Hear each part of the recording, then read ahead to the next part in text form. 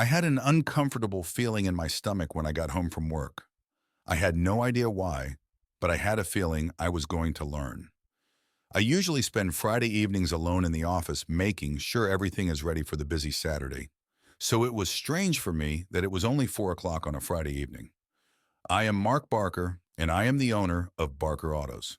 I started working as an auto mechanic at the age of 17, and at 22, I created my own business, specializing on premium European vehicles.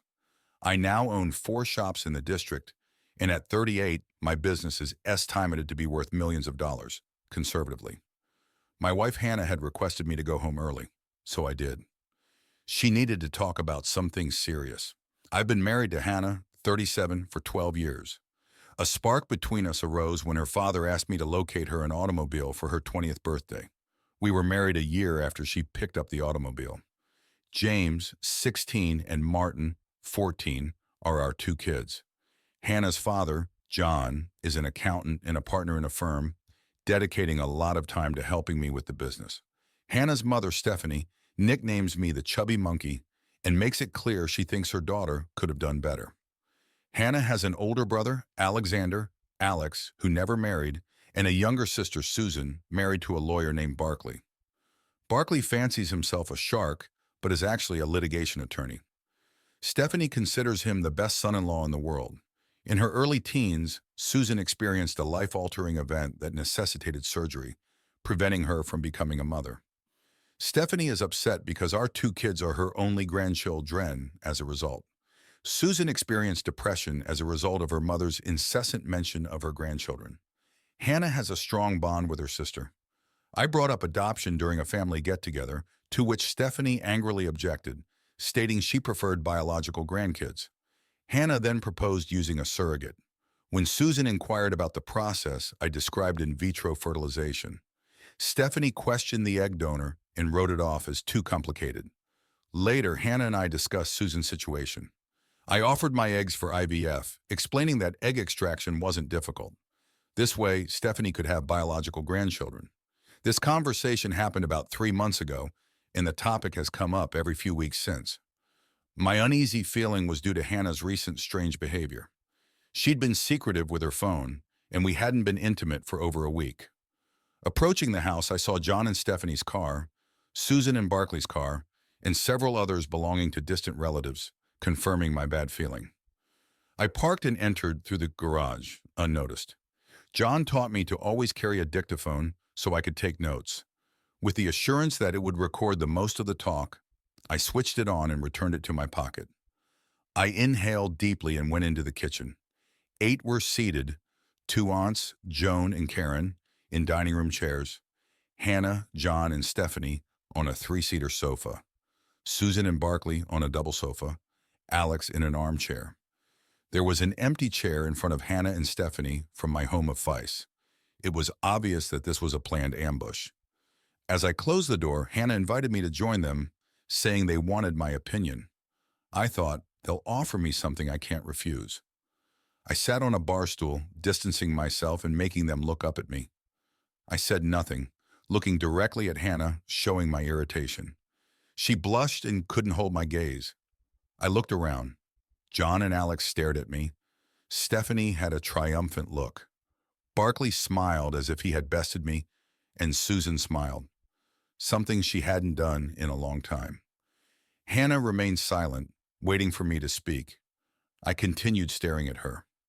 Stephanie broke the silence, mentioning they had found a solution for Susan's problem. Ignoring her, I kept looking at Hannah, who finally spoke. She mentioned surrogacy and how they'd been discussing her being the surrogate mother. I broke off to inquire as to why I was not included in these conversations. Stephanie chimed in, claiming she wasn't concerned.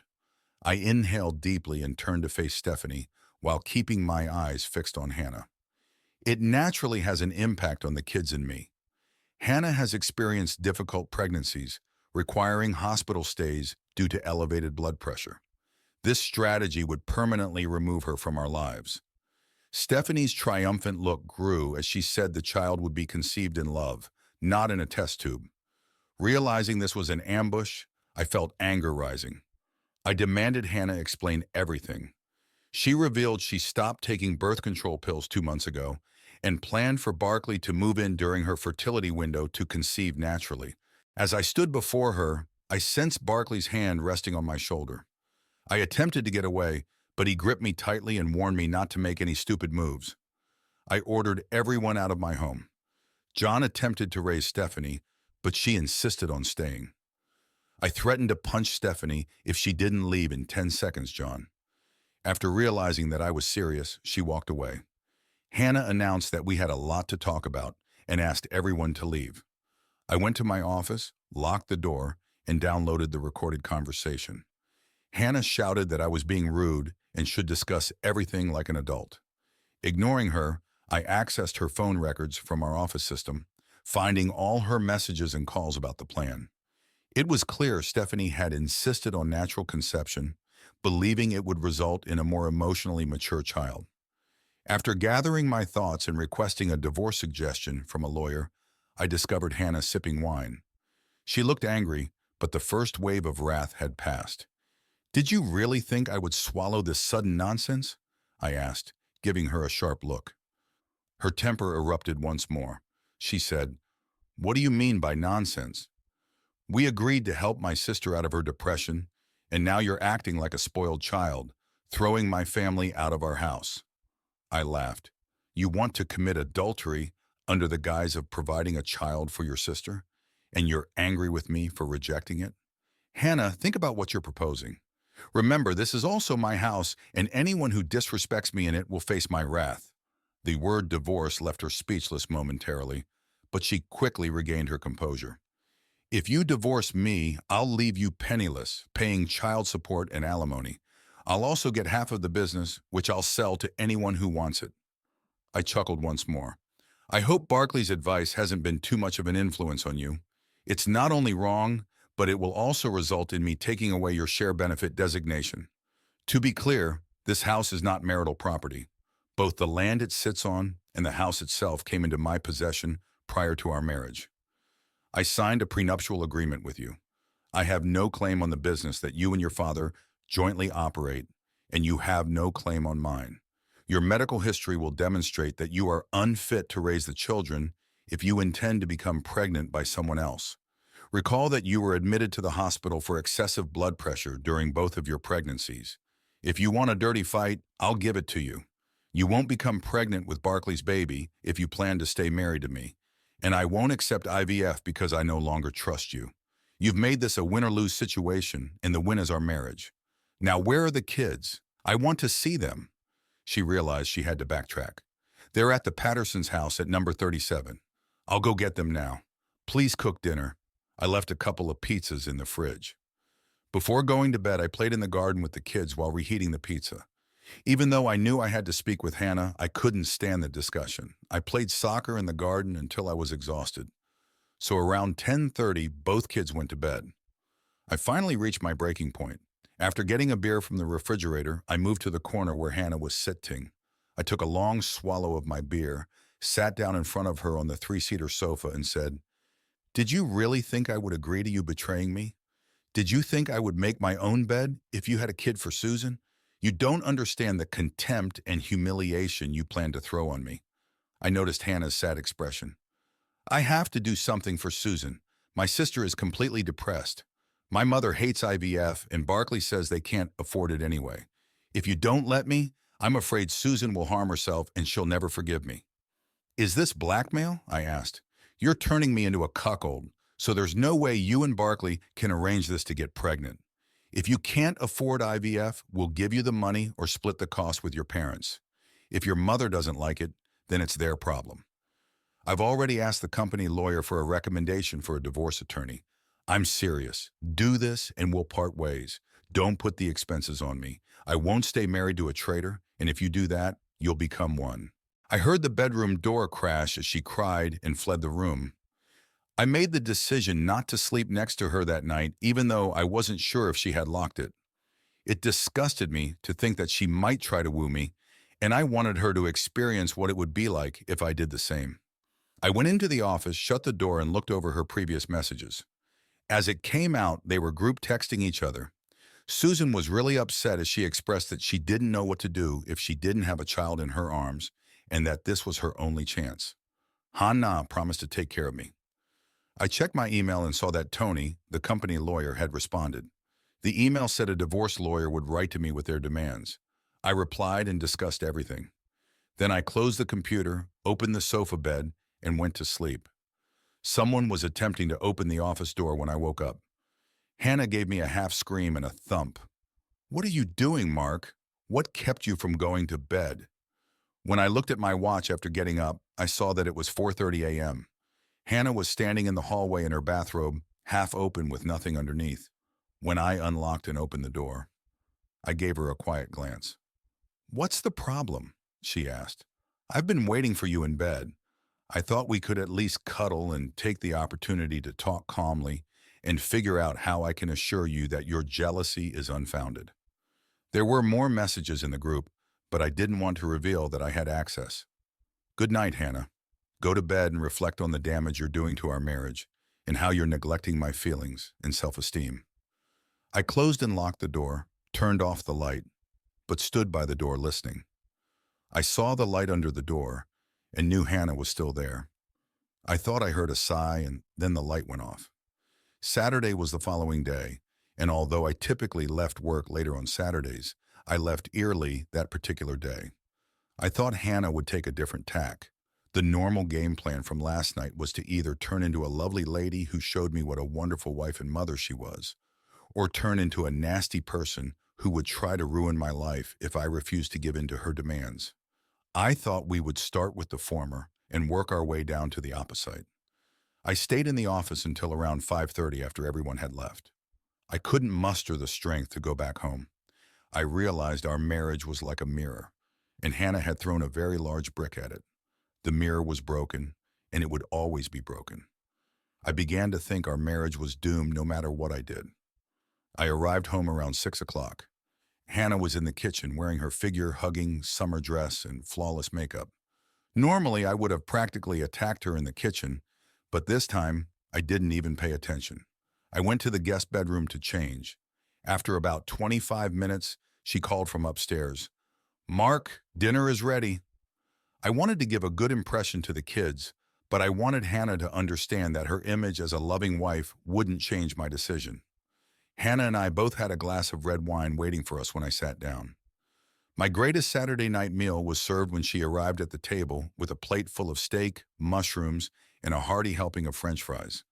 Hannah was talking to the kids about all the things she was not allowed to talk about, and I was hardly listening. I refused to let her try to shift the topic. She noticed, even though the kids didn't. After lunch, she said, "Mark, help me with the dishes, and the kids will go out and play for a bit." I got up and started clearing the table, but Hannah stayed seated. When she heard the kids playing with the console, she said, "Mark, sit down and talk to me. What's going on?" I went back and took a seat. "Are you really able to ask that while maintaining composure? There are more issues in this marriage than I initially believed if you are unaware of what is happening. I'll explain. You want to become pregnant by someone else, so you're going to betray me. You know that I don't buy it, which is why you're acting like a loving wife and saying that you'll be the greatest mother and wife a guy could ask for if I allow you. However, it is ineffective. You will never be a good wife again if you do it. To be clear, I've already spoken with a divorce attorney. We're getting divorced if you keep going in this direction." Her expression changed from loving and smiling to nasty. Her voice was a whisper, but anger was evident. "Let me clarify. I decided to do this for my sister. If you can't accept it, then let's get a divorce." It sounded like a threat. I think she thought I was bluffing. I took a deep breath and said, "Today I was sitting in the office thinking about what makes a good marriage. Marriage is like a mirror, and now you're throwing stones at our mirror. The problem is, our mirror is broken, and no matter how much we try to put it back together, it will always have cracks. I have a terrible premonition that our marriage now has a crack, and in the end, like a broken mirror, it will shatter. I'm not joking. This isn't something I can bear. You're choosing them, not me or the kids. You have very little time to prove that we are the most important thing in your life. If you don't, then there will be nothing left for you and me. I left the table and went into the children's room. All night we spent playing video games. I was deeply saddened by the obvious sensation that our family was disintegrating. The following several weeks passed in the same manner. Hannah went over and beyond to be the ideal wife. I told her the same thing every time she attempted to bring up the baby. It was a cause to break up with him. She got more dependent on me, but stopped being so toxic. One evening, Susan came to have dinner with us. After we finished, Hannah invited me to a corner. Susan started the conversation. Mark, my life won't be complete without a child. I really need it. And what Hannah is willing to do is the greatest gift she can give me. Can't you open your heart to me? I glanced at Hannah to confirm that she was aware that I could see this ambush approaching from a great distance. Susan, there are multiple approaches to accomplish it. One of them is not to make Hannah your personal surrogate. I turned to face Susan, but then I heard Hannah sigh and say, maybe life hasn't treated you properly, but I mean it. We're going to end our marriage to Hannah if you keep going in this direction. For your own selfish reasons, are you prepared to give this up? Not a one mention of the other issues has been made. What happens if Barkley isn't able to do the task the first time? Until you become pregnant, it will become a monthly event. James took 9 months to conceive, whereas Martin took 5 months. On the side, I noticed Hannah looking away, obviously hoping I hadn't thought of that. And will one child be enough? Or will you decide that an only child is a lonely child and declare that you need another to complete your ideal family? Susan's face turned red and Hannah started playing with her nails. I looked at Hannah and said, so you've been thinking about this, haven't you? And you won't do it just once. God, you're so cunning. I have no doubt you're imitating your mother. Susan stood up with me, looking angry but still crying. Mark, I had no idea you would be so obstinate. You have had every chance to approach this issue sensibly, yet you refuse to do so. I'm spending a week at Susan and Barkley's house starting on Friday night. There's no use in returning here. On Friday, they will serve you at their home, and your belongings will be kept in the garage. As I left the kitchen to go to my room, I texted Liam. She's going through with it. Starts this Friday. Liam called me. After a brief hello, he asked, do you know what her plan is? Judging by what I just heard, she's going to their house on Friday after work and plans to stay there over the weekend and the entire following week. Excellent, Liam remarked. On Friday, once she gets off work, we ought to serve her. It will allow her enough time to reconsider and look good before the judge. It seemed like a freezer in the house until Thursday night. She tried to hug me after the kids went to bed, even when she attempted to take my hand and put it on her own body. Mark, it's just 1 week of our lives, she finally said. How is that going to alter anything? I took a step back and got up. Everything will alter as a result of this. You're moving on to someone else. You will no longer be a faithful wife when you go back. I will always be unable to touch you without contemplating it. You have disregarded me during the entire planning process if you genuinely think that this is all we have together for 1 week. We're done if you visit their home tomorrow. Hannah looked sad but tried her best to maintain eye contact with me. She said, Mark, I'm not leaving you for anyone. I'm just going to carry my sister's pregnancy. I took a deep breath. You really don't understand, do you? You are leaving me. You prioritize her wishes and interests over mine and the children's. You're going away for a week and don't care about what we do or what I tell the kids. Worse yet, what will happen when their friends find out? And if you don't get pregnant this month, you'll do it every month until you do. I hope you understand what I'm talking about. If you decide to go ahead, at least you'll understand that what happens next inevitably depends on your actions. When I came upstairs from the room, Hannah was sitting there with her mouth hanging open. Her racing behind me could be heard. After going into my room, I shut the door. I heard her knocking a few seconds after I shut the door, asking, what do you mean by what comes next is inevitable? What plans do you have? I let myself in via the door. I already told you, you need to think carefully and decide what your priorities are. I shut the door again after that. I went to bed around 11 p.m. and slept better than I have since this whole disaster started. I had given it my best. What I did next was up to her. The next morning, I decided not to leave for work early. While preparing breakfast for the kids, Hannah entered the kitchen with a travel bag. She looked at me with concern, then turned around and placed the bag in the laundry room where I couldn't see it. I continued preparing breakfast for the kids and said, "I see you've made your decision." I heard her going to the closet to get something for herself. "I thought you would have left by now," I said, my back to her. "I thought we should eat together one last time." She stopped moving, but I knew she caught my meaning when she said, "What do you mean by eat together one last time? Those are mysterious words." "There's nothing mysterious about them, Hannah," I said. "I've explained exactly what would happen if you carried on in this direction. You just decided to disregard my blatantly obvious warnings." She looked up at me and I looked back at her.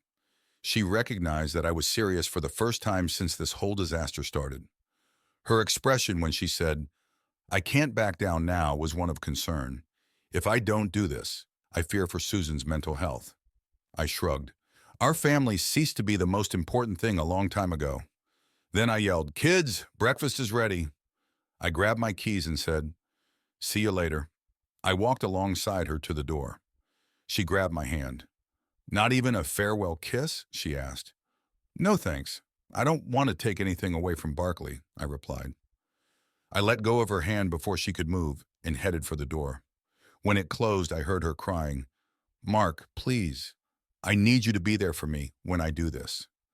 Throughout the day, Hannah, Susan, and even Stephanie called me repeatedly, but I didn't answer any of their calls. At 4 p.m., my secretary called me and said John was on the phone. I said, "Connect me," and waited. "Hello, Mark. I know it's a lousy situation, but it's become a battle of wills. She thought you would agree, but you fought every step of the way. Now she believes that if she backs down, she'll feel like a loser. What can be done to fix this?" I took a deep breath. "I'm sorry, John, but there's nothing we can do to fix this. If I allow this to happen, I'll lose my self-respect. I'll never be able to look at myself in the mirror again, and I'll never be able to touch Hannah. She created this situation herself. If she had thought for a moment, she would have realized I would never allow this in my life. To be honest, I think our marriage is irreparably broken, and your assessment of her unwillingness to back down only confirms it. I'm sorry, John, but if she doesn't come back home tonight, it will all be over between us." John asked, "Will you uphold the prenuptial agreement?" I'm relieved that you remembered, as Hannah was forgetful. "Yes, I will, as I want to safeguard both the property and my business, which I owned before the marriage." "I promise to treat her fairly, but not excessively," I murmured. After a brief period of silence, John remarked, "If I were in your position, I probably would have done the same thing." I cautioned Stephanie against taking this route, but she said, "You're overstepping in your relationship with Hannah, and that you would allow her to do it in order to maintain your social standing. I ought to have persisted because I know you much better." We exchanged thanks as our conversation came to an end. I had a feeling this would not be a cordial talk with John or the rest of the family. I decided to go back home early. The kids were staying with Mrs. Neal, our neighbor, and I needed to settle into a new rhythm of life because their lives were about to change completely. When the phone rang, it was John again. He simply said, "Mark, they filed for divorce today." "Yes, John. I told you what I was going to do. Now she knows how serious I am. Now it's time for her to make a decision, me and the kids, or Susan and Barkley." There was silence for a few seconds. Then John said, "She's in shock. Stephanie is ready to tear you apart, and Susan has fallen into such a deep depression that we can't even communicate with her."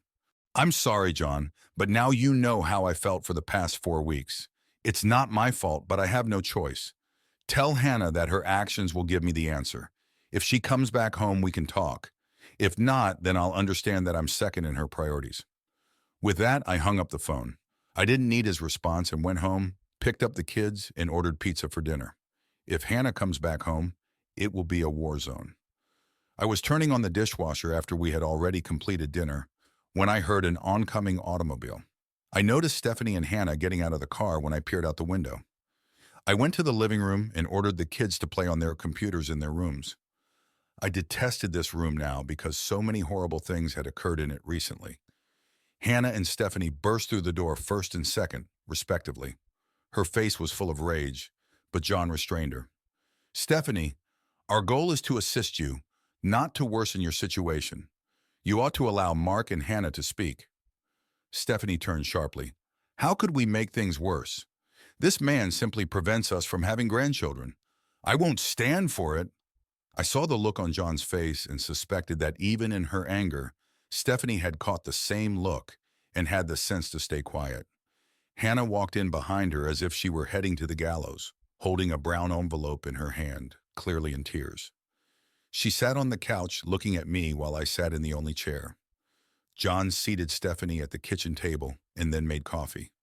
Hannah looked at me with red eyes. Is this your final word on this matter?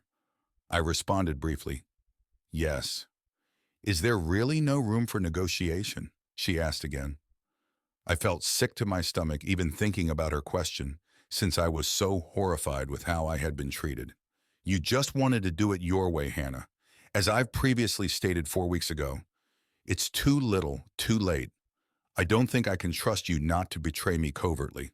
You can employ a surrogate mother and donate eggs. You've treated me so disrespectfully that I won't even allow you to carry out the pregnancy, even though I'll pay for it. I saw this starting to infuriate her again, but John put his hand on her shoulder. Stephanie, you don't have to get involved in this. It's our fault. Hannah and Mark have to figure it out on their own. Hannah was crying silently. She didn't want to be the villain in this situation, but it was clear they were all going to make it seem that way. She looked up. I don't want to get a divorce. I need you. How do we fix this? I inhaled deeply. To be honest, I'm not sure if we can cross this bridge because so much water has already gone beneath it. But let's give it a shot. First and foremost, we must abandon the entire surrogate mother scheme. I'll go ahead with the divorce if you want to keep being Susan's surrogate mother. After that, we must re-establish our marriage. I allowed you to be who you are, but it looked like you assumed I would support you no matter what. Wives treat their husbands with equal respect. You're proposing something that she would never give. Thus, we must consider how to repair a broken mirror. Using the phrase broken mirror made her react. You said it before, she said. You said a broken mirror can be repaired, but there will always be a visible crack. That's how our marriage is going to be. I looked her in the eyes. I'm afraid so. At this point, Stephanie was beside herself with indignation. What about poor Susan? You're robbing her of her only hope to have a child. Without looking away from Hannah, I said, Hannah, you can donate your eggs at the clinic. They will be fertilized with Barclay's material in a test tube and implanted in a surrogate mother. They offer that service. But Hannah, as soon as they remove your eggs, I hope they perform a tubal ligation on you. We made the decision a few years ago to stop having children, but Hannah expressed her desire to remain unsterilized. She took medication to make sure there would be no mishap. She paled at the mention of tubal ligation. Please don't make me do this. I simply gave a head shake. You're not truly understanding what's happening. You are open to manipulating your physical form. Removing your body from the equation, that is, ensuring you are unable to become pregnant naturally, is the only way I can be confident you won't do it again. Hannah, I apologize, but playing with fire can result in burns. I don't know if Hannah was devastated or furious. She was crying when Stephanie spoke again. You're truly heartless. I turned around and said, I've learned from the best, Stephanie. Hannah agreed to be sterilized if I stopped the divorce. We agreed that I would suspend the divorce and annul it on the day she went to the hospital for sterilization. We were seated in an in vitro fertilization facility 1 month later. We each gave Susan and Barclay a $25,000 payment, and the clinic assisted them in finding a surrogate mother. Although the egg retrieval process was simple, Hannah had some little discomfort. Hannah was sterilized a week later, and I went to the judge to ask to have the divorce suit withdrawn, which he agreed to without raising any issues. Life seemed to carry on as usual, but our once vibrant life had slipped into routine. Every night we sat in separate chairs in front of the TV with nothing to say to each other. About a month after the egg collection, 2 viable eggs were implanted in the surrogate mother. Unfortunately, she lost the fetus in the 3rd month, and no more eggs were available. Han couldn't provide any more, so we stopped hosting family events at our house, and I was more than happy to avoid events elsewhere. It's clear we're just 2 people raising kids with a piece of paper saying we're married, but no real relationship. Everything I predicted came true. Han suggested a hopeless situation, and such an outcome was inevitable. The loser, Han, couldn't stand the winner, me. 12 years passed. We did everything for the kids' sports events. Call it what you will, I was there, and Han was always with me. All the parents envied us, but at home life was different. We shared a bed, but had no intimacy. Even though my boyfriend and I recently got married, we have been together for 7 years. Our common buddy arranged for us to go on a blind date. I seized the opportunity to meet someone as I was new to the area. I was hoping for a new buddy at the very least, but I was far too late to find a deep romantic connection. She made a joke about how our friend had tried and failed numerous times to play matchmaker. It seemed as though she had never left after spending the night there. We had an unbreakable bond, and I genuinely thought I had discovered my best friend. I made up that I was having trouble finding pictures of my father and asked my aunt to help. We caught my wife and uncle together in the basement. My wife begged for my forgiveness after there was a screaming match, but I informed her it was done. When the family as a whole learned, both were expelled. Due to a prenuptial agreement, my wife received nothing from me when my aunt divorced my uncle. She makes sporadic attempts at reconciliation, but there's no way I could ever win her back. Having been estranged from my family at a young age due to my abusive father, I had a lot of complicated feelings. I was the only one to leave the family, and there was a lot of resentment toward me. Despite hating my father, part of me still loved him. It was a complex and difficult topic. I shared everything with my wife, and she supported me through it all. About 6 months ago, I found out my father had died in a car accident, which shocked the entire family. I felt guilty for cutting him off, so my wife and I went back to my hometown for the funeral. While there, I was distracted by familial issues and ignored my wife unintentionally. My siblings and mother were cold toward me for abandoning them. We stayed for about a week and a half, and during that time, my wife and I grew distant. One night, she didn't come to bed, claiming she was on a walk. I was too preoccupied to question it, but looking back, I think that's when it all started. I felt the loss of not being able to communicate with my father for years after I got back home and carried on grieving for him. My wife encouraged me to spend more time with my family because I wanted to rebuild our connection. She did, however, appear aloof and spend more time away from home. When I asked her what was going on, she told me that she had removed herself because she found it difficult to deal with death. I resolved my problems in secret because I felt betrayed but didn't want to shoo her away.